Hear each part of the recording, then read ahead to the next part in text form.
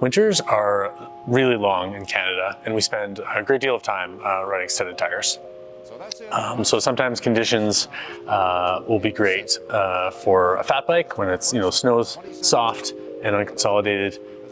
Sometimes when our local trails get packed and there's a mellow single track, a pocket studded tire will totally do the trick. When we're riding gravity sort of environments with packed snow and ice, we find the screw studded tire is the best tool for the job. So unlike fat bike and pocket studded tires, you can't buy screw tires off the shelf, which is why I'm going to teach you today how to make one yourself.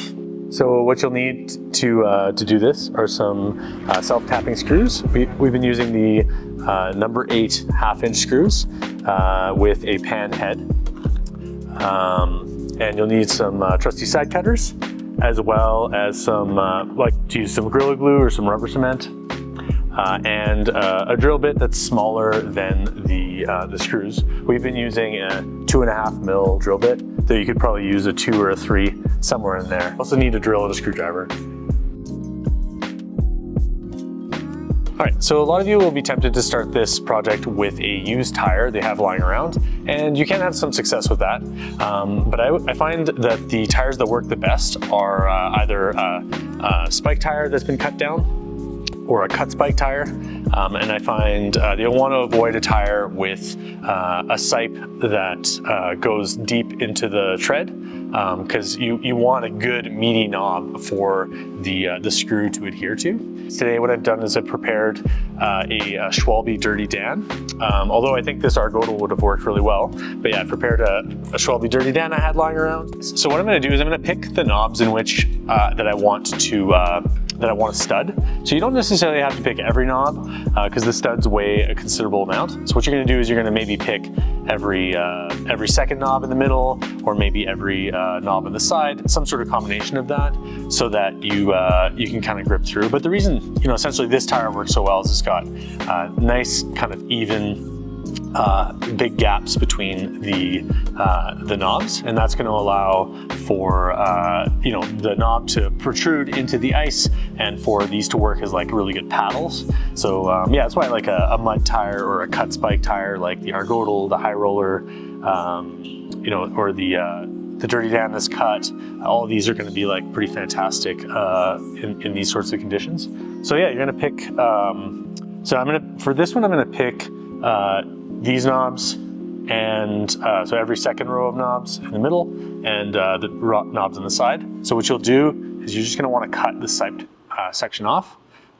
So this siped section is not really working for you. It's not really going to be very helpful in this environment. Fantastic in summer conditions, but for this application, you're just looking for a nice hardy knob to sink the stud into.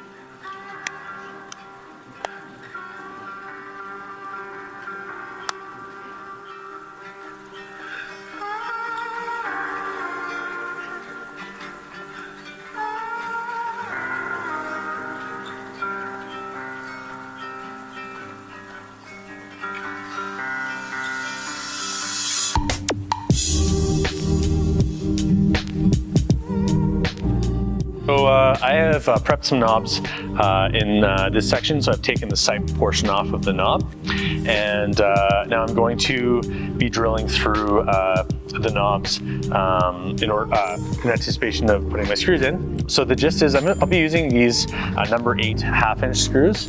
They are self-tapping, so they have like a nice biting end on them, and the gist is, even though these can cut through your tire just fine, I'm gonna drill a hole through the knob just to guide these through, because they can be really challenging to put them in the right place. So yeah, we'll be drilling the pilot holes from outside the tire, and yeah, just kind of put a few pilot holes there. Making sure not to drill through the casing. What I typically like to do is putting just a dab of like rubber cement or Gorilla Glue on the back of, yeah, just on the threads. So the idea is just, just giving this a chance to seal or adhere. Yeah, the sealant will help a lot, but yeah, this is just another step. Maybe unnecessary, but something I like to do. Yeah.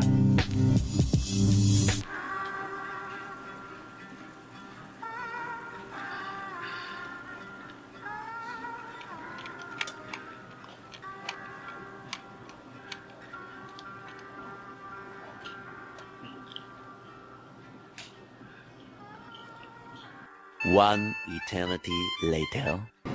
And here we have it, a single beautifully studded tire.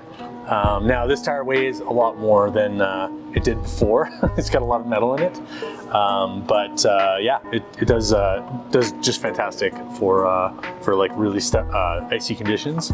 And yeah, you may actually choose to run this tire with some sort of insert because now you do have this metal inside your tire. So you may choose to run either like a tubed Tannis insert or a tubeless Tannis insert. Just something nice and light that keeps your rims from damaging. Yeah, so maybe especially in the back, I would say it would be a smart move. Some people run them without inserts, but yeah, one thing you might keep in mind too is that you're going to be a little more prone to getting flats because you have hundreds of holes in your tire currently. So maybe an extra heaping of sealant would be a smart move, and definitely give that chance, that sealant a chance to disperse. So do anticipate that the sealant is going to plug those holes, but you're definitely starting at a disadvantage. So yeah, just make sure you get a lot of sealant in there and you give it some time to kind of find those holes, those nooks and crannies. And if you aren't able to tubeless it, that tubed Tannis insert is a fantastic way to go. It's like a foam insert that sits on the outside of your tube that protects it from flats and from these metal bits. So yeah, it can be a really great solution.